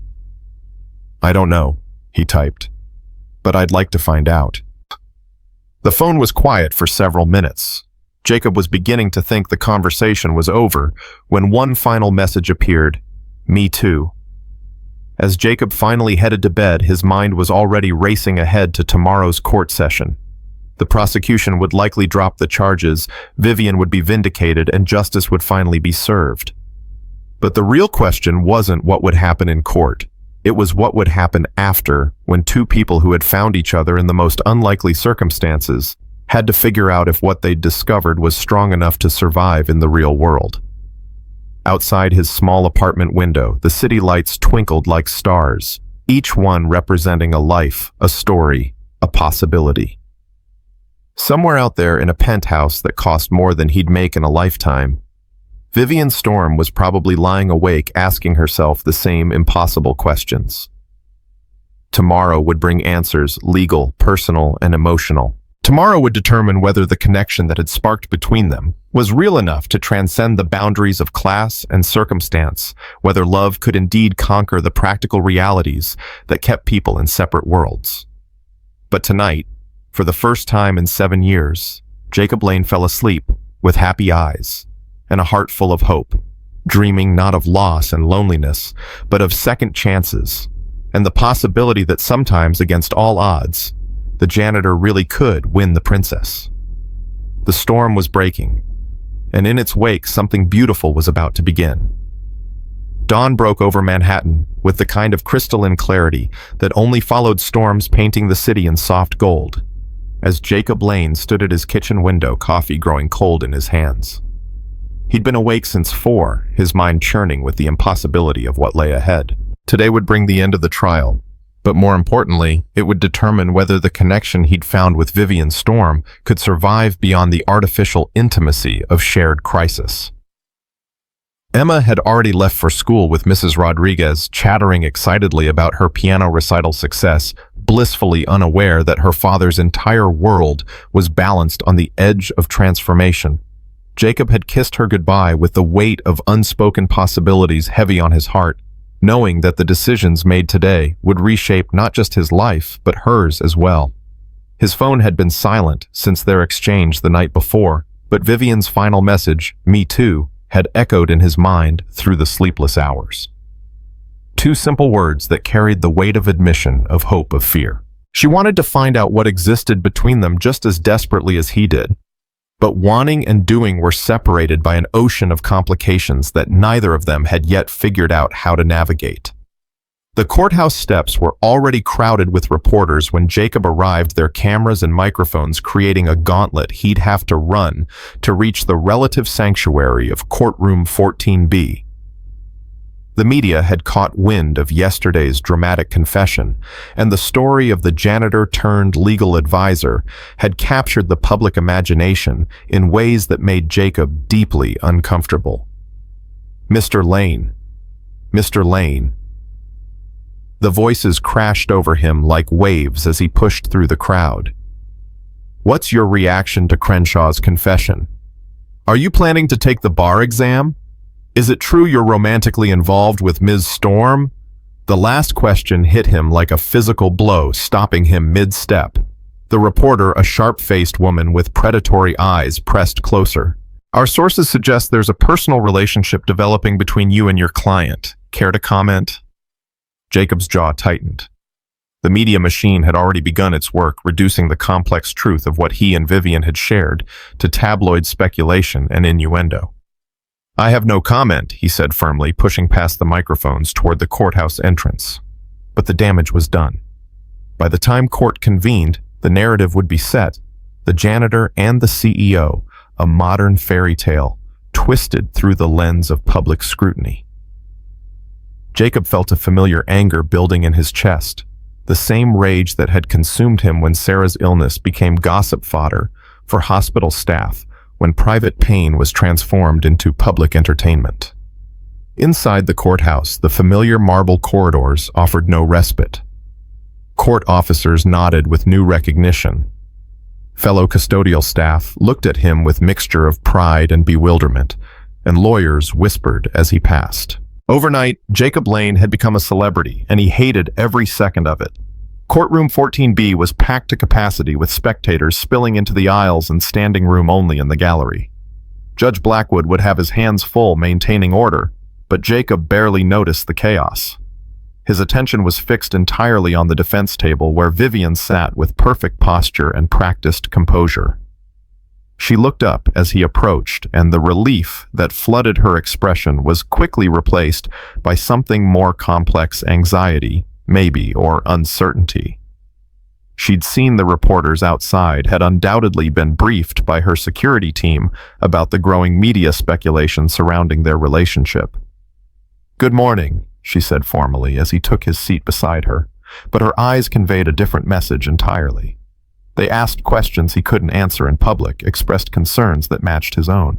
"How are you holding up?" Jacob asked quietly, arranging his documents with practiced efficiency. "I've had better mornings," she admitted, her voice barely audible above the courtroom noise. "The press has been calling my office since 6 a.m. My board is scheduled for an emergency meeting this afternoon, and apparently, according to the morning shows, I'm having a torrid affair with my janitor lawyer." Jacob felt heat creep up his neck. "I'm sorry. I never wanted—" "Don't." Her hand moved toward his across the table, then stopped, acutely aware of the hundreds of watching eyes. "Don't apologize for something that's not your fault. This is what happens when my life intersects with anything real. The machine turns it into a story." Before Jacob could respond, Judge Blackwood entered, and the courtroom rose as one. The judge's expression was grimmer than usual as he took his seat, clearly aware of the media circus that had erupted around his courtroom. "Ladies and gentlemen," he began, his voice carrying easily over the crowd, "before we proceed, I want to address the elephant in the room. This trial has garnered significant public attention, and I will not tolerate any disruption of these proceedings for the sake of entertainment or spectacle. Anyone who cannot conduct themselves with appropriate decorum will be removed." His eyes swept the gallery, lingering on the press section with obvious disapproval. "Now I understand the prosecution has a motion to present." ADA Margaret Chen rose slowly, the defeat already evident in her posture. The events of the previous day had destroyed not just her case, but potentially her career. Your Honor, in light of yesterday's revelations and new evidence that has come to our attention, the people move to dismiss all charges against the defendant. The courtroom erupted despite Judge Blackwood's warnings, but Jacob barely heard the chaos. He was watching Vivian's face as the words sank in, watching 20 months of stress and fear melt away in real time. Her shoulders sagged with relief, her carefully maintained composure finally cracking to reveal the exhausted, grateful woman beneath. "Motion granted," Judge Blackwood said after restoring order. "Ms. Storm, you are free to go. The charges against you are dismissed with prejudice." It was over. Just like that, the nightmare that had consumed Vivian's life for nearly 2 years was finished. Jacob felt a surge of triumph so intense it was almost painful. They had won, justice had been served, truth had prevailed against impossible odds. But even as he celebrated their victory, a part of him mourned what they were losing. In winning the case, they had lost the crisis that had brought them together, lost the legitimate reason to spend hours in each other's company, lost the professional justification for the personal connection that had grown between them. As the courtroom slowly emptied, they found themselves alone at the defense table one final time. The afternoon sun streamed through the windows just as it had the day before, painting them both in warm gold. But everything felt different now. The urgency was gone, replaced by an awkwardness that came with not knowing what happened next. "We did it," Vivian said quietly, echoing her words from the previous day. "You're free," Jacob replied. "It's over." But they both knew he wasn't just talking about the trial. The adventure was over. The fairy tale was ending, and now they had to return to their separate worlds and figure out if what they'd found together could survive in the harsh light of reality. Vivian began gathering her papers with mechanical precision, and Jacob recognized the gesture for what it was. A retreat behind professional barriers, a return to the safety of roles and expectations. CEO and janitor, billionaire and single father. Two people whose paths should never have crossed, much less intertwined. "Vivian," he said softly, and she stopped, moving her hand still on the documents. "Jacob, what are we doing?" The question came out, raw, vulnerable, stripped of all pretense. Yesterday, when everything was falling apart, when we were fighting for my freedom, it felt like anything was possible. But now the real world is waiting outside those doors, Jacob finished. Now you have to go back to being Vivian Storm, CEO of Stormtech Industries, worth $2.8 billion. And I have to go back to being Jacob Lane's single father and courthouse janitor. Is that what you want? The question hung between them like a challenge. Jacob looked at this extraordinary woman, brilliant, powerful, vulnerable, and tried to imagine walking away from what they'd discovered. Tried to picture returning to his quiet life of routine and resignation while she returned to her empire of glass and steel. "No," he said simply. "That's not what I want at all." Relief flickered across her features. "Then what do we do?" "Because I don't have a roadmap for this, Jacob. I don't know how to navigate a relationship that exists outside the parameters of my world. I don't know how to be with someone who doesn't want anything from me except me." Before Jacob could answer, the courtroom doors burst open and the media storm descended. Cameras flashed, microphones were thrust forward, and voices shouted questions that reduced their private moment to public spectacle. "Ms. Storm, how does it feel to be vindicated? Mr. Lane, are you planning a career change? Are you two dating?" Vivian's mask slammed back into place with practiced efficiency. She stood, smoothed her skirt, and faced the reporters with the cool professionalism that had made her a legend in corporate circles. But as she prepared to speak, Jacob stood beside her, and something in his presence seemed to steady her. "I'm grateful that justice has been served," she said, her voice carrying easily over the chaos. "The truth has a way of emerging even when powerful forces try to suppress it. I want to thank my legal advisor, Jacob Lane, whose dedication to justice made today's outcome possible." Ms. Storm, can you comment on your relationship with Mr. Lane?" Vivian's eyes found Jacob's, and in that moment, he saw her make a decision that would change everything. Instead of deflecting or denying, Instead of hiding behind corporate speak and careful distance, she chose truth. Jacob Lane is an extraordinary man who stood up for what was right when everyone else sat down. He believed in justice when I had almost given up believing in it myself. As for our relationship, she paused, her gaze holding his with unwavering certainty. That's between us. The reporters exploded with follow-up questions, but Vivian was already moving, cutting through the crowd with the authority that came naturally to someone accustomed to commanding boardrooms. Jacob followed his heart hammering with the implications of what she'd just done. She hadn't denied their connection, she'd claimed it publicly and irrevocably. They made it to the courthouse steps before the media caught up again, and Vivian's security team formed a protective barrier around them. The black town car that waited at the curb represented everything that separated their worlds, luxury privilege, the kind of life Jacob could barely imagine. "Vivian," he called over the chaos, reaching for her hand as she moved toward the car. She turned back, and the look in her eyes was pure determination. "Come with me." "Where?" "Away from this. Somewhere we can talk without cameras and speculation and the whole world watching." Jacob hesitated, acutely aware of the photographers capturing every moment of the story being written in real time about the janitor who dared to reach for a princess.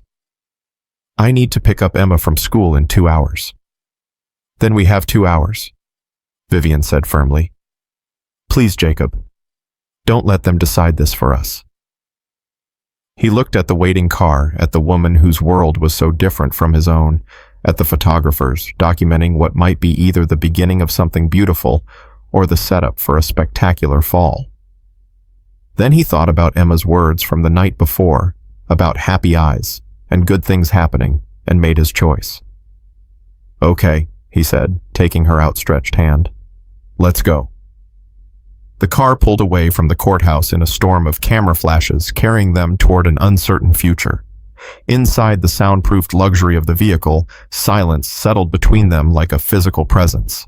They sat on opposite sides of the seat, hands no longer touching both, staring out their respective windows at the city passing by. "Where are we going?" Jacob finally asked. "Somewhere private, somewhere we can figure this out without the whole world watching." 20 minutes later, they stood in Vivian's penthouse apartment 40 floors above the city, surrounded by floor-to-ceiling windows that offered a panoramic view of Manhattan. The space was exactly what Jacob had expected, minimalist, expensive, beautiful in its perfection. But it felt cold, impersonal, like a showroom rather than a home. "Drink?" Vivian asked, moving toward a bar that probably cost more than Jacob's annual salary. "Sure." She poured 2 glasses of whiskey with hands that trembled slightly, the first crack in her composure since they'd left the courthouse. Jacob accepted the glass and followed her to the windows where they stood looking out at the city spread below them like a glittering map of possibilities. "This is my world, Jacob," Vivian said quietly. 40 floors above everyone else, surrounded by beautiful things that don't mean anything. I built all of this, fought for every square foot of it, and most of the time it feels like a very expensive prison. Jacob sipped his whiskey, tasting money and age, and the kind of luxury he'd never experienced. "Why are you showing me this?" "Because I want you to understand what you'd be getting into. The attention, the scrutiny, the way every aspect of your life becomes public property. The board meetings and charity galas and corporate politics that consume everything." She turned to face him fully. "I want you to understand what it would cost you to be part of my world. And what would it cost you to be part of mine?" The question seemed to catch her off guard. "What do you mean? Elementary school recitals and grocery shopping and parent-teacher conferences, Saturday morning cartoons and bedtime stories, and the kind of ordinary life that probably feels impossible to someone who commands a corporate empire." Vivian was quiet for a long moment, her storm cloud eyes studying his face with an intensity that made his pulse race. "You know what's funny? That sounds like the most beautiful life I can imagine. Even if it means giving up some of this." Jacob gestured to the spectacular view, the obvious wealth surrounding them. "Especially if it means that." She moved closer, close enough that he could smell her perfume, could see the flecks of silver in her gray eyes. "Jacob, I haven't been truly happy in 20 years. I've been successful, powerful, respected, but not happy. Not until yesterday when I watched you stand up in that courtroom and fight for something you believed in. Jacob set down his glass, turned to face her fully. Vivian, I need to be honest about something. I don't know how to do this either. I haven't been with anyone since Sarah died. I don't know how to navigate the kind of attention that comes with being connected to you. And I have a daughter whose life would be turned upside down by all of this. I know. And the fact that you're thinking about her first just makes me... She trailed off, her voice catching slightly. It makes me care about you even more. The words hung between them like a confession, raw and honest and terrifying in their simplicity. Jacob felt something shift in his chest, some final wall crumbling under the weight of admitted truth. I care about you too, he said quietly. More than I should, more than makes sense, more than I thought I was capable of anymore. Vivian stepped closer, close enough that he could feel the warmth radiating from her skin. So what do we do? How do we make this work when everything about our lives is incompatible? Jacob reached up, cupped her face gently in his hands. Her skin was soft, warm, real in a way that made all the complications seem suddenly manageable. We figure it out as we go. We take it one day at a time. We protect what matters most, Emma, your company, the things that were important before we found each other, and we build something new around them. It won't be easy. Nothing worthwhile ever is. Vivian leaned into his touch, her eyes fluttering closed. Jacob, I'm scared. I've spent so long being strong, being in control, being the ice queen who doesn't need anyone. I don't know how to be vulnerable. I don't know how to need someone. Then don't. Don't be anything other than who you are right now in this moment. Don't worry about tomorrow or next week or what the press will say.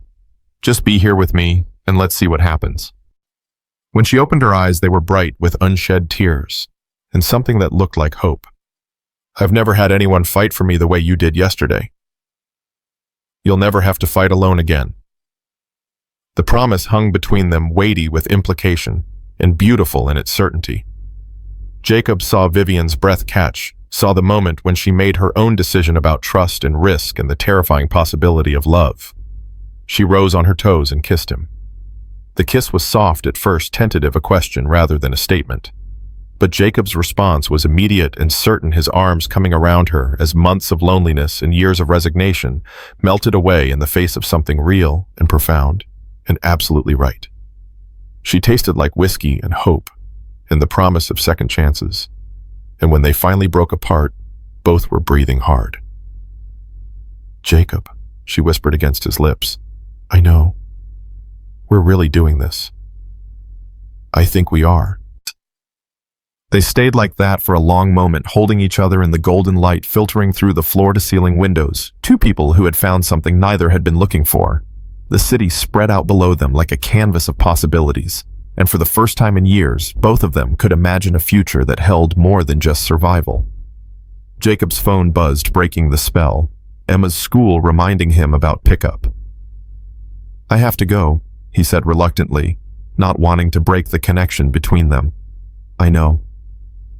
Vivian stepped back, smoothing her hair, her composure returning in degrees. Jacob, tonight. There's going to be press coverage, speculation, probably more attention than either of us wants. Are you prepared for that? Are you? I've lived with media attention my entire adult life, but this is different. This is personal. Jacob considered the question seriously.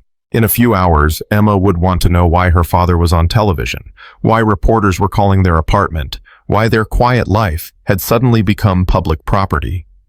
He'd have to figure out how to explain something he barely understood himself. We'll manage, he said finally. One day at a time, right? Vivian smiled, and it transformed her entire face. One day at a time. As Jacob prepared to leave, Vivian caught his hand. There's something else. Tomorrow morning, I have to face my board of directors. They're going to want explanations, reassurances, a plan for moving forward after everything that's happened. And I want to make some changes, real changes. I want Stormtech to remember why it was founded, to get back to the mission of helping people rather than just making money. She paused. I was wondering if you might be interested in helping with that. Jacob blinked. What exactly are you asking? I'm asking if you'd consider coming to work for StormTech. Not as a janitor, not as some kind of charity case, but as someone who understands justice, who believes in fighting for what's right. I need people around me who share those values. The offer hung between them like a bridge across worlds. Jacob thought about his current life, the pre-dawn shifts, the routine of cleaning up other people's messes, the quiet resignation that had settled over him like dust. Then he thought about the possibility of meaningful work, of being part of something larger than himself, of building a future rather than just surviving the present.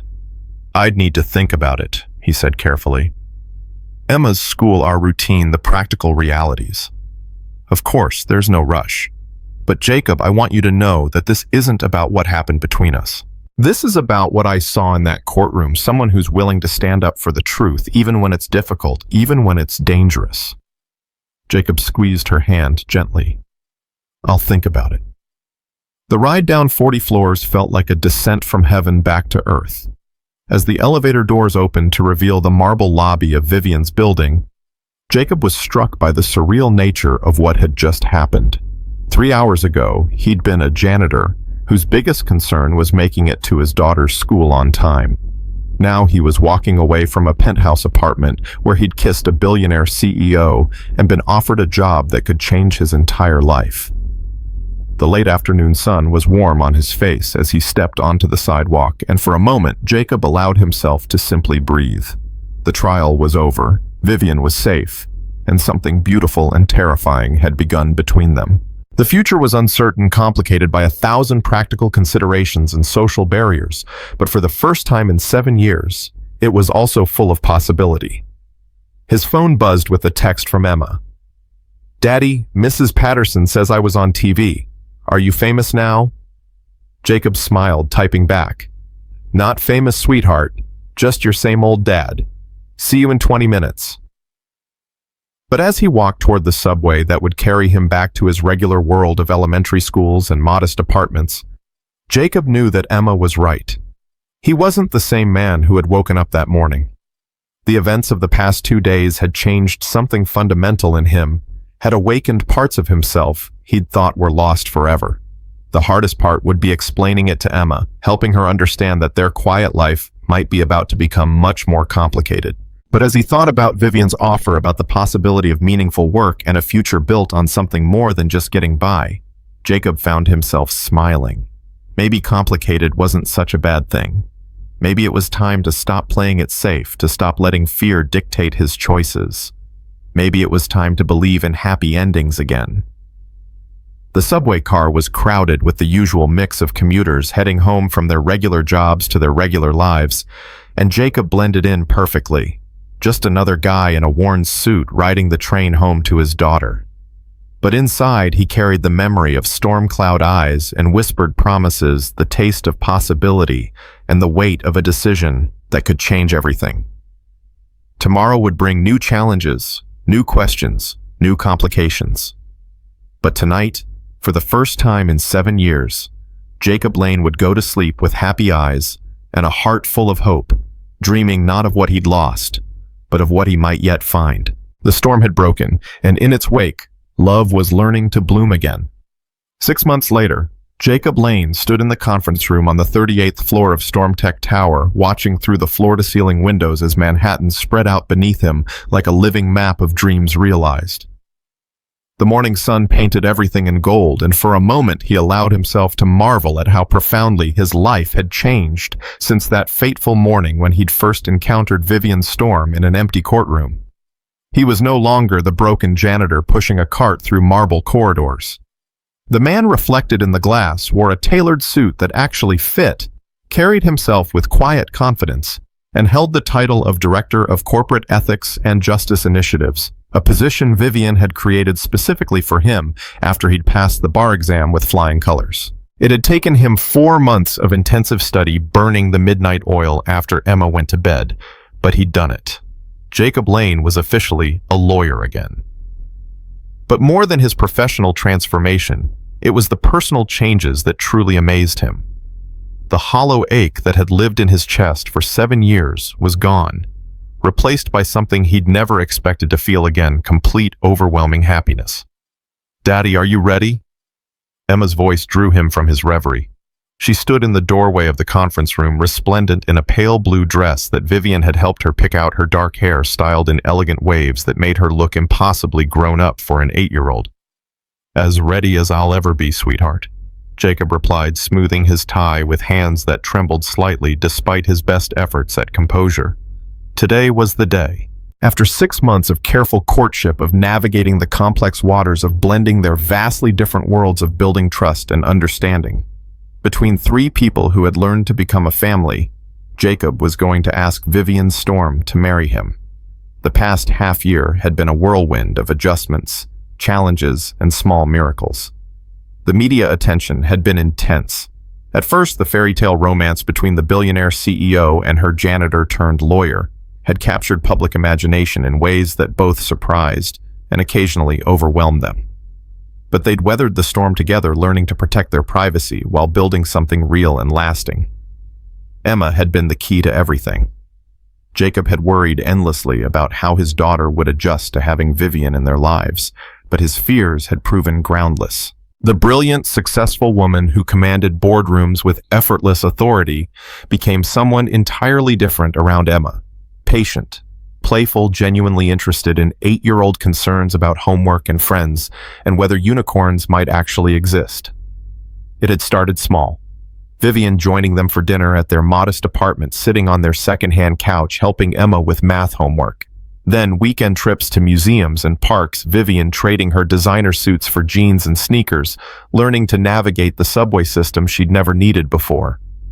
Piano recitals where she sat in elementary school auditoriums, applauding as enthusiastically as any other parent. The breakthrough had come 3 months ago when Emma had a nightmare and called for both Daddy and Vivian in the same breath. Jacob had found them curled together on Emma's bed, Vivian reading from a worn copy of Charlotte's Web, while his daughter listened with rapt attention. In that moment, watching 2 of the most important people in his life find comfort in each other, Jacob had known with absolute certainty that this was forever. "Is she going to say yes?" Emma asked, now slipping her small hand into his larger one. Jacob squeezed gently, marveling at his daughter's perceptiveness. They'd talked about this moment for weeks, Emma as excited about the prospect of officially making Vivian part of their family as Jacob was nervous about it. "I hope so, Em. But even if she needs time to think about it, that's okay too." Emma considered this with the seriousness she brought to all important matters. "She loves us, Daddy. I can tell." "How can you tell?" "The way she looks at you when she thinks you're not watching. Like Mommy used to look at you in the pictures." Emma paused, her young face thoughtful. "And she looks at me like I'm hers already." Jacob felt his throat tighten. His daughter had adapted to their new reality with the resilience that children possessed, but she'd also maintained a perfect connection to Sarah's memory. Vivian had never tried to replace Sarah, had always honored Emma's mother's place in their hearts, while carving out her own space beside it. "I think you're right, sweetheart." "Of course I'm right. I'm 8 now. I know about love." Jacob laughed, the sound echoing in the empty conference room. "Yes, you do." The sound of heels clicking against marble announced Vivian's arrival. She entered the conference room like sunrise breaking over the horizon, radiant, purposeful, beautiful, in a way that still took Jacob's breath away after all these months. She wore a cream-colored dress that emphasized her elegant figure, her dark hair swept up in a style that revealed the graceful line of her neck. But it was her eyes that captured him, those storm cloud gray eyes that now held warmth instead of ice, love instead of loneliness. "Good morning, my favorite people," she said, her voice carrying the kind of genuine joy that had replaced the professional mask she'd worn for so many years. Emma launched herself into Vivian's arms with the enthusiasm of a child secure in her welcome. "Vivian, did you see the surprise Daddy and I set up? I haven't looked yet. Should I?" "Yes, but close your eyes first." Vivian caught Jacob's gaze over Emma's head, her expression puzzled but trusting. "All right, eyes closed." Jacob and Emma had spent the early morning transforming the sterile conference room into something magical. They'd arranged dozens of white roses, Vivian's favorites, throughout the space, each bouquet tied with ribbons in varying shades of blue to match Emma's dress. Photographs were scattered across the conference table, pictures of their 6 months together capturing moments both grand and intimate. There was Vivian teaching Emma to ice skate at Rockefeller Center, both of them laughing as they struggled to stay upright. Jacob and Vivian at a charity gala, looking every inch the power couple, but with eyes only for each other. The three of them building a snowman in Central Park. Emma perched on Jacob's shoulders, while Vivian placed a carrot nose with scientific precision. But it was the newest addition that made the scene perfect, a small easel holding a painting Emma had created in art class. It showed 3 stick figures holding hands in front of a house, with a crooked chimney and flowers that defied all botanical logic. At the top, in Emma's careful 8-year-old handwriting, were the words, "My family." "Okay, you can look now," Emma announced. Vivian opened her eyes and gasped. Her hands flew to her mouth as she took in the transformed room, the photos, the flowers, the painting that proclaimed them a family, with the unvarnished honesty that only children possessed. "Oh my God," she whispered, tears already gathering in her eyes. This is beautiful." "Do you like it?" Emma asked anxiously. "I painted it myself. Mrs. Chen says I have artistic vision." "I love it more than anything I've ever seen," Vivian said, crouching down to Emma's level. "It's perfect." Jacob watched the exchange, his heart hammering against his ribs as he prepared for the most important moment of his new life. The ring box felt impossibly heavy in his pocket, not because of the 3-carat diamond it contained, but because of everything it represented. Hope. Future. The promise that love could indeed conquer the practical realities that kept people apart. He'd chosen the ring with Emma's help, spending an entire Saturday visiting jewelry stores while his daughter offered commentary on every option. She'd rejected anything too flashy. Vivian doesn't like to show off, too traditional. She's not like other grown-ups, or too small. It has to be special. Daddy, she's special. When they'd finally found the perfect stone, a brilliant cut diamond set in platinum, elegant without being ostentatious, Emma had nodded with the satisfaction of someone who understood exactly what love should look like. "Vivian," Jacob said, his voice rougher than intended, "there's something else." She turned toward him, still wiping tears from her cheeks, and froze as she saw him dropping to one knee. The ring box appeared in his hands as if by magic, and Vivian's sharp intake of breath was audible in the sudden silence. "Jacob," she whispered. "6 months ago, I was a man who had given up on the possibility of love, of happiness, of anything beyond just surviving from one day to the next." He began his prepared speech, forgotten in favor of words that came straight from his heart. "I was content to live in the shadows, to clean up other people's messes while my own life remained small and safe and utterly without hope." Emma moved to stand beside him, her small hand resting on his shoulder in support. "Then you walked into that courtroom and everything changed. Not just because you needed help, though you did, but because you reminded me who I used to be, who I could be again. You saw something in me that I had forgotten existed." Vivian's tears were flowing freely now, but she made no move to wipe them away. Her eyes were fixed on his face with an intensity that made the rest of the world fade away. "But more than that," Jacob continued, "you taught Emma and me what it means to be a family again. Not just the 2 of us surviving together, but 3 people choosing each other, supporting each other, loving each other completely and without reservation." He opened the ring box, revealing the diamond that caught the morning light, and threw it back in brilliant fragments. "Vivian Storm, brilliant CEO, defender of justice, the woman who makes my daughter laugh and makes me believe in happy endings again, will you marry me?" The silence that followed seemed to stretch forever. Vivian stared at the ring, at Jacob, kneeling before her, at Emma, watching with barely contained excitement. Jacob felt his heart hammering so hard he was certain it was audible. "You want to marry me," Vivian said finally, her voice barely above a whisper. "Even though I'm complicated and demanding and completely inexperienced at being part of a family, especially because of those things. Even though marrying me means your life will never be private again, that Emma will grow up in the spotlight, that everything you do will be scrutinized and analyzed and probably criticized. As long as we're doing it together." Even though I work 18-hour days and travel constantly and sometimes forget that normal people need more than 4 hours of sleep. Jacob smiled, the expression transforming his entire face. Even though, especially though, Vivian, I'm not asking you to be perfect. I'm asking you to be mine. Emma couldn't contain herself any longer. Say yes, Vivian. Please say yes. I already drew pictures of our wedding. Vivian laughed through her tears, the sound pure joy mixed with overwhelming emotion.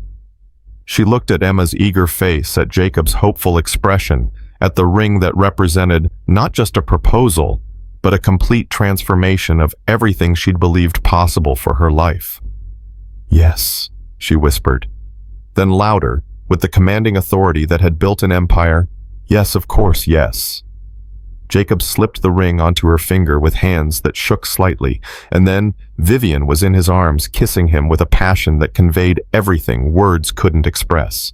Emma squealed with delight, wrapping her arms around both adults and creating a three-way embrace that felt like the most natural thing in the world. We're going to be a real family, Emma announced with 8-year-old certainty. Can I be the flower girl? Can we have chocolate cake? Can Vivian wear a princess dress? Yes to all of it, Vivian said, laughing as she admired the ring on her finger. Especially the princess dress. As they stood together in the conference room, surrounded by flowers and photographs and the promise of forever, Jacob marveled at the chain of events that had led to this moment. If he hadn't been working that early morning shift, if Vivian hadn't arrived at the courthouse before dawn, if he hadn't found the courage to stand up and speak for justice, none of this would have happened. But it had happened. Against all odds, against every practical consideration, against the vast gulf that separated their worlds, they had found each other. More than that, they had built something beautiful and lasting and absolutely right. So what happens now? Vivian asked, still admiring her ring. Now we plan a wedding, Jacob said, and figure out where we're all going to live, and navigate the media storm that's going to erupt when this becomes public, and probably deal with your board of directors having collective heart attacks. Actually, about the board, Vivian said with a smile that suggested she had secrets. I've been making some changes. Stormtech is going fully public benefit corporation. Profit with purpose. Justice and technology working hand in hand to make the world better. Jacob stared at her. You've been planning this. I've been planning a lot of things, including this. She gestured to encompass the transformed conference room. Did you really think I didn't know you were going to propose today? Emma has been dropping hints for weeks. I have not, Emma protested, but her grin gave her away. You told me last Tuesday that Daddy was acting funny and that he'd been looking at jewelry stores online, Vivian pointed out. That's not dropping hints, that's being observant. Jacob shook his head in amazement. I should have known you two were conspiring. It's not conspiring, Emma said seriously. It's making sure everything goes right, because this is important. Yes. Vivian agreed, her voice soft with emotion, as she looked at the two people who had become her entire world. This is the most important thing that's ever happened to me. The rest of the morning passed in a blur of phone calls and excited planning. Emma insisted on immediately calling Mrs. Rodriguez to share the news, while Vivian fielded calls from her assistant, her publicist, and various board members who had somehow already learned about the engagement. Jacob found himself marveling at how quickly their private moment had become public knowledge, but he discovered that he didn't mind as much as he'd expected. Let the world watch. Let them speculate and analyze and judge. What he and Vivian had built together was strong enough to withstand any scrutiny, deep enough to weather any storm. They had found each other across impossible odds and built a love that was both fairy tale and utterly real. The wedding 6 months later was everything Emma had dreamed of and more. They held it in Central Park on a perfect autumn day, with golden leaves falling like confetti and the city skyline providing a backdrop that was both magical and quintessentially theirs. Vivian wore a dress that was indeed fit for a princess, silk and lace, and dreams made manifest, while Jacob wore a tuxedo that transformed him from janitor to prince without losing any of his fundamental decency. Emma served as both flower girl and ring bearer, taking her duties with the seriousness they deserved. She wore a dress the exact shade of her new mother's eyes, and when she walked down the aisle scattering rose petals, there wasn't a dry eye among the 300 guests. The guest list itself told the story of how their worlds had merged. Sarah's parents sat in the front row beside Vivian's board of directors. Jacob's former colleagues from the courthouse shared tables with tech industry leaders. Emma's teacher sat next to a federal judge. It was a gathering that should have been awkward, incompatible, but somehow worked perfectly, perhaps because everyone present understood they were witnessing something extraordinary. Judge Blackwood, the man who had presided over their first meeting, officiated the ceremony. His words were simple and profound. "Love," he said, "is the ultimate justice. It sees past surface differences to essential truth. It stands up for what matters most. It refuses to accept that some barriers cannot be crossed." When Jacob and Vivian exchanged vows, their words were not the standard promises, but personal truths that laid their hearts bare before everyone they cared about. "Jacob," Vivian said, her voice steady despite the tears streaming down her face. "You taught me that strength isn't about standing alone, it's about choosing the right person to stand with. You showed me that justice isn't just a legal concept, it's a way of living, of loving, of being human. I promise to stand with you through every storm, to build a life that honors both where we came from and where we're going together." Jacob's response came from the deepest part of his soul. "Vivian, you saved me from a life half-lived. You reminded me that giving up is a choice, and choosing hope is an act of courage. I promise to fight for our love the way you taught me to fight for justice with everything I have against any odds for as long as we both shall live." When they kissed, sealing their union before God and witnesses and the watching world, the applause was thunderous. But Jacob barely heard it. His entire world had narrowed to the woman in his arms, the daughter beaming beside them, and the future they would build together. The reception was held at Stormtech Tower, transformed for the evening into something magical. The same conference room where Jacob had proposed had become a ballroom with flowers everywhere and photographs documenting not just their love story, but the merger of two families into something new and beautiful. Emma gave a speech that brought down the house. "My daddy used to be sad," she announced into the microphone with 8-year-old frankness, "but Vivian made him happy again. And Vivian used to work too much, but Daddy taught her that families are more important than meetings.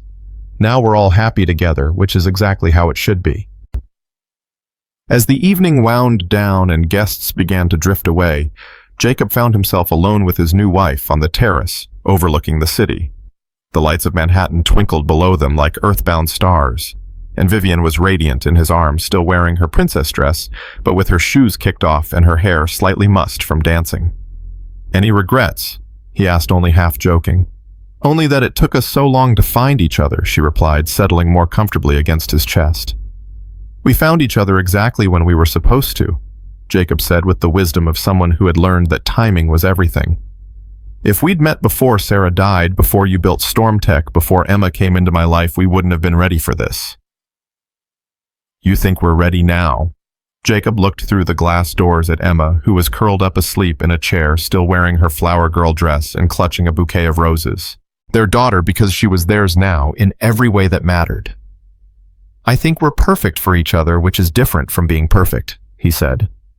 "I think we're going to fight sometimes and disappoint each other occasionally, and have to work hard to keep building this thing we've created. But I also think we're going to love each other through all of it." Vivian tilted her head up to look at him, her storm cloud eyes now holding nothing but clear skies. "Forever. Forever." They danced on the terrace under the stars, moving to music only they could hear, two people who had found their way to each other across every barrier that should have kept them apart. Below them, the city hummed with the lives of 8 million people, each with their own story, their own struggles, their own dreams of finding someone to love and be loved by in return. But 40 floors above it all, Jacob Lane and Vivian Storm Lane had already found their happy ending. Not perfect, not without challenges, but absolutely real and completely theirs. They had learned that love was indeed the ultimate justice, that sometimes the janitor really could win the princess, and that fairy tales could come true for those brave enough to fight for them.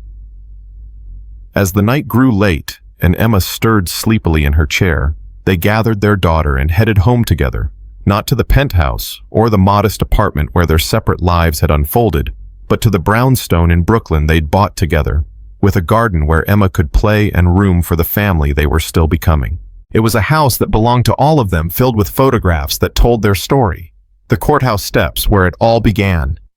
The first family dinner, Emma's piano recitals with Vivian beaming in the audience, quiet moments of domestic happiness that no camera had captured but memory had preserved.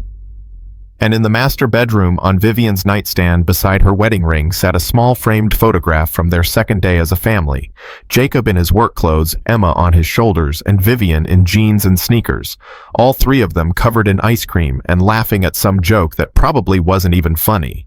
It was a picture of people who had found their way home to each other, who had learned that the greatest victories weren't won in courtrooms or boardrooms, but in the quiet moments when broken hearts decided to trust again, when lonely people chose to love, when janitors had the courage to defend princesses, and princesses had the wisdom to see that sometimes the most valuable person in the room was the one everyone else overlooked.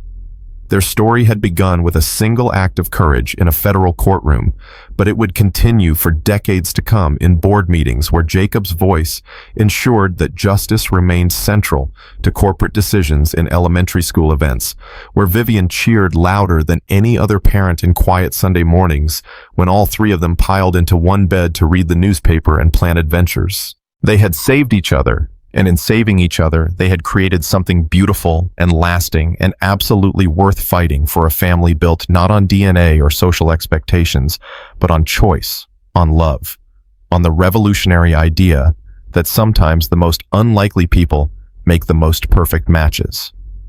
And if that wasn't a fairy tale ending, worthy of the ages, Jacob thought as he drifted off to sleep with his wife in his arms and his daughter safely down the hall, then fairy tales didn't know what they were missing. The janitor had defended the princess had chosen the janitor, and together they had built something more magical than either had dared to dream. A love that would last forever, proved in courtrooms and lived in kitchens as real as morning coffee, and as enduring as the stars that watched over their Brooklyn brownstone, where three hearts beat in perfect synchrony, finally and forever home.